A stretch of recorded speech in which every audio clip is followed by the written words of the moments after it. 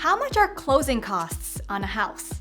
Most first-time homebuyers underestimate their closing costs. Closing costs are typically 2% to 5% of the loan value. That means on a $400,000 loan, your closing cost can be between $8,000 and $20,000. That is a large range, making it difficult to accurately estimate the closing cost for your specific loan. The variance is caused by different lender requirements, government requirements, where you live, and the type of loan you get. For example, the lender charges the application fee, loan origination fee, appraisal fee, lender's title insurance, and underwriting fee, which varies by lender. Other factors in determining your closing costs are you buying discount points to lower your interest rate? 1 point costs 1% of the loan value, and you can usually buy up to 4 points. These are optional. Are you required to escrow your tax and insurance? If yes, then you'll be required to pay 2 months' worth of tax and insurance to initially fund the escrow account. How much is the property tax?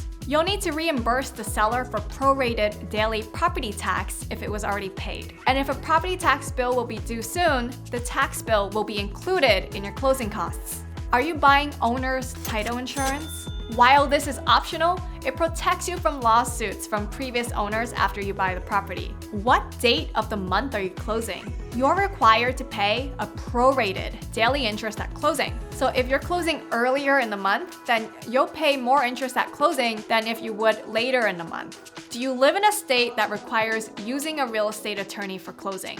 If you do, you need to pay attorney fees at closing. When you initially apply for the mortgage, the lender will give you a loan estimate that includes your closing costs. It's just an estimate and is subject to change. 3 days before closing, the lender will give you a closing disclosure, which finalizes how much you need to pay at closing.